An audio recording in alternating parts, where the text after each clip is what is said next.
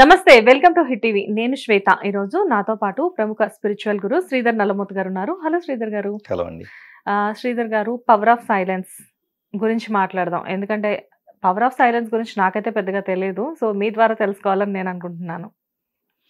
So silence అనేది వాస్తవంగా నిశ్శబ్దం అనే దానికి ఉన్న పవర్ చాలా మందికి తెలియదు. అంటే శ్వేత గారు ఏం జరుగుతుందంటే ఎక్కడైనా కూడా పీపుల్ రకరకాల శబ్దాలు వినటంలో మ్యూజిక్ కావచ్చు, మాటలు కావచ్చు, మాట్లాడటం కావచ్చు, రకరకాలుగా. So the noise it self creates the people emotions. So for example మీరు లోగా ఫీల్ అవుతుంటే ఒక మంచి ఫాస్ట్ బీట్ ఉండే సాంగ్స్ వినటం కానీ ఇలాంటివి చేస్తూ ఉంటారు. సో లేకపోతే మైండ్ అంతా ఖాళీగా ఉండి వ్యాక్యూమ్గా ఉండేసి డల్గా ఉంటే కనుక ఫ్రెండ్స్ కాల్ చేసి మాట్లాడతారు. సో ఈ మాట్లాడటం ద్వారా లేదా మాటలు వినటం ద్వారా మనం చేస్తుంది ఏంటంటే మన ఇంటర్నల్ స్టేట్ ఆఫ్ మైండ్ని చేంజ్ చేసుకుంటున్నాం, అంతే కదా. సో ఇక్కడ ఏం జరుగుతుంది, యాక్చువల్లీ లోపల ఖాళీ ఉంది, మనసు లోపల. ఆ ఖాళీని పూర్తి చేసుకోవడం కోసం శబ్దం మీద డిపెండ్ అవుతున్నాం. ఆ శబ్దం పాటలు కావచ్చు, లేకపోతే ఫ్రెండ్స్ మాట్లాడే మాటలు కావచ్చు, లేదా మనం లోపల నుంచేసి మనం మాట్లాడటం ద్వారా కావచ్చు. యాక్చువల్లీ యోగా కావచ్చు, మెడిటేషన్ కావచ్చు చేసే వాళ్ళకి ప్రతి ఒక్కళ్ళకి ఒక అద్భుతమైన సీక్రెట్ ఏంటంటే, వాళ్ళే కాదు జనరల్ పీపుల్ అయినా ఎవరైనా కానీ ఫాలో అవ్వచ్చు. నిశ్శబ్దానికి ఉన్నంత విలువ నిశ్శబ్దంలో హ్యూమన్ ఎమోషన్స్ అంతా కూడా న్యూట్రలైజ్ అవుతాయి. ఓకే. సో అందుకని మీరు చూడండి, ఆల్మోస్ట్ కొన్ని రకాల ప్రత్యేకమైన ప్రాక్టీసెస్ ఉంటాయి, విపాసన అని చెప్పేసి ఇలాంటి మెడిటేషన్ పద్ధతులు ఉంటాయి. సో అక్కడికి వెళ్తే ఆల్మోస్ట్ 3 to 4 days పాటు మార్నింగ్ టు ఈవినింగ్ ఏం మాట్లాడటానికి ఉండదు. కంప్లీట్ కామ్గా సైలెంట్గా we have to observe hour internal energy patterns. అదొక కొత్త ప్రపంచం అనుకోవచ్చు కదా సార్. సో 3-4 రోజుల పాటు ఆ సైలెన్స్లో ఉన్న తర్వాత ఏం జరుగుతుందంటే, నిజంగా మనిషి ఎనర్జీ మాటల్లో ఎంత వృధా అవుతుందో అర్థమవుతుంది. సో ఆ 3-4 days పాటు కామ్గా స్లోగా సటిల్గా ఉంటే ఒక హ్యూమన్ బీయింగ్ ఎవరైనా కానీ ఈ పర్టికులర్ విపాసన లాంటి వాటికి వెళ్ళిన వాళ్ళు బయట ప్రపంచంలోకి వచ్చి మిగతా వాళ్ళతో మాట్లాడాలన్నా కానీ మనసు ఒప్పదు. ఎందుకంటే అంత హై ఎనర్జీ ప్యాటర్న్ మనసంతా కామ్గా ఉండి సటిల్గా ఉండేసి స్లో డౌన్ అయ్యేసి ఎలాంటి యాంగ్జైటీ స్ట్రెస్ లేకుండా ఉంటుంది. జనరల్గా సార్ ఇప్పుడు కొంతమందికి రెగ్యులర్గా మాట్లాడుతూనే ఉంటారు కదా. సో మాట్లాడినప్పటికీ కూడా అంటే ప్రొఫెషన్ని బట్టి ఇప్పుడు మాట్లాడుతున్నప్పటికీ కూడా కొంతమందికి అదే ఎనర్జీ అనేది మెయింటైన్ చేస్తూ ఉండాల్సి వస్తుంది. కానీ మీరు చెప్పిన విధంగా మాట్లాడడం అనేది ఎప్పుడు మాట్లాడేవాళ్ళు ఒక 1 day మాట్లాడకపోయినా వాళ్ళలో డెఫినెట్గా డిఫరెన్స్ అనేది ఉంటుందా? అంటే ఎనర్జీ లెవెల్స్ వైజ్గా చెప్తాను. డెఫినెట్గా ఉంటుంది. ఎందుకంటే మాట అనేది వాస్తవంగా చాలా ఎనర్జీని ఖర్చు పెడుతుంది. ఆ ఎనర్జీ ఏంటి, అసలు ఏం మాట్లాడుతున్నాం అన్నదాన్ని మీరు గమనిస్తే మనం మాట్లాడే ప్రతి మాటలో కూడా ఒక ఎమోషన్ ఉంటుంది. ఎలాంటి ఎమోషన్ అంటే, ఉదాహరణకి నాకు ఎవరి మీద కోపం వచ్చింది అనుకోండి. సో నేను మీకు కాల్ చేసి శ్వేత గారు ఫలానా వాళ్ళు వేస్ట్ పర్సను, సో వాళ్ళు నాతో ఇలా బిహేవ్ చేసి అలా బిహేవ్ చేస్తున్నారు, ఇలా మోసం చేశారని నేను మీతో చెబుతున్నాను అనుకోండి.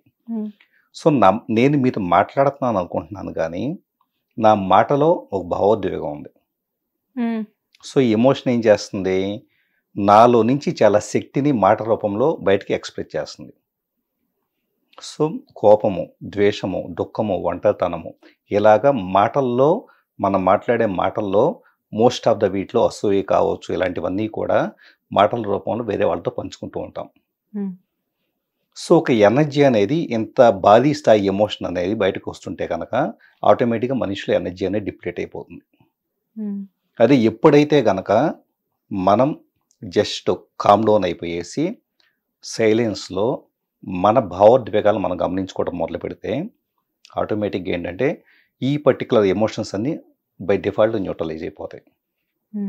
సో అదేంటి, మనం ఎక్స్ప్రెస్ చేయడం ద్వారా వాటిని న్యూట్రలైజ్ చేయాలని చూస్తున్నాం, కానీ ఎక్స్ప్రెస్ చేసినప్పుడు మనిషి నీరసపడిపోతున్నాడు, లేకపోతే ఎనర్జీ తగ్గిపోతుంది. అది ఎక్స్ప్రెస్ చేయకుండా తనను తాను గమనించుకున్నప్పుడు కంప్లీట్ ఎనర్జీ అంతా కూడా రేజ్ అవుతుంది. ఓకే.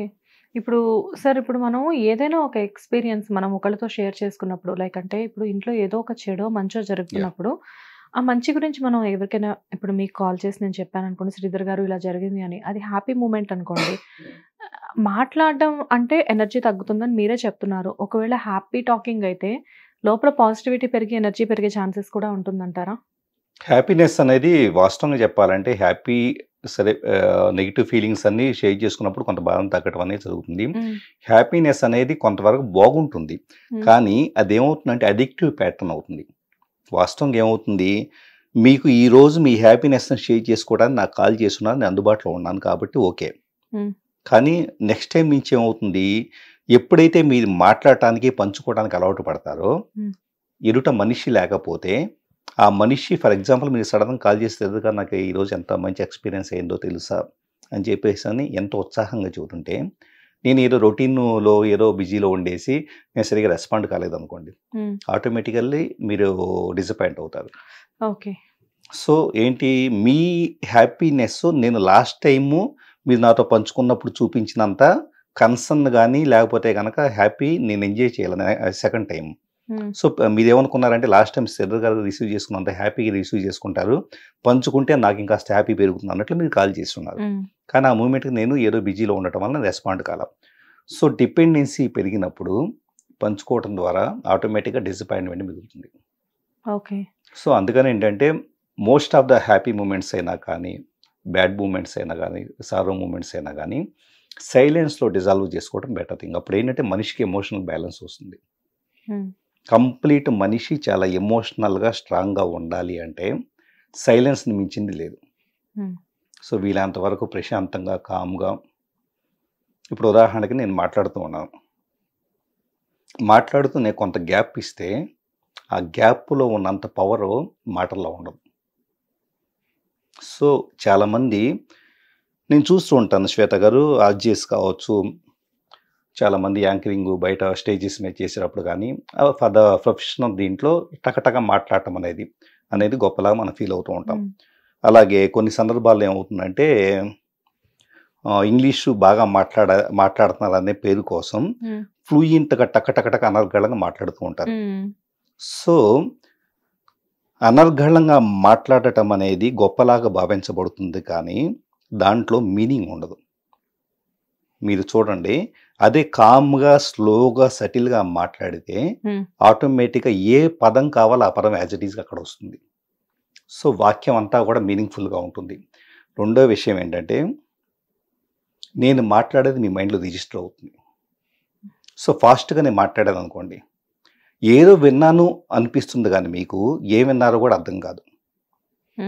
అదే స్లోగా మాట్లాడాను అనుకోండి, ఏ మనిషి అయినా వినే వ్యక్తికి మాట్లాడే వ్యక్తి యొక్క మాటలు ఫస్ట్ బ్రెయిన్కి రీచ్ అయిన తర్వాత ఆడిటరీ నెర్వ్ ద్వారా అక్కడ ప్రాసెస్ చేయబడి స్టోర్ చేయబడేసి ఓకే ఏం మాట్లాడారో అర్థం చేసుకొని కన్సాలిడేట్ చేయబట్టడానికి అట్లీస్ట్ 10 to 20 seconds టైం పడుతుంది.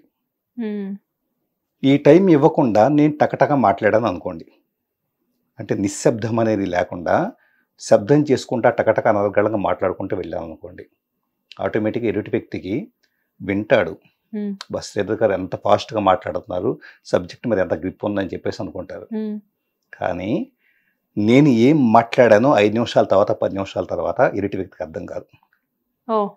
ఏదో ఫ్లోలో మాట్లాడేశారు అనుకుంటారు, కానీ అసలు మీరు ఏం మాట్లాడారు అన్నది అర్థం చేసుకోవడానికి, ఎందుకంటే రిజిస్టర్ కావడానికి కావాల్సిన సైలెన్స్ అనేది గ్యాప్ అనేది నేను ఇవ్వట్లా.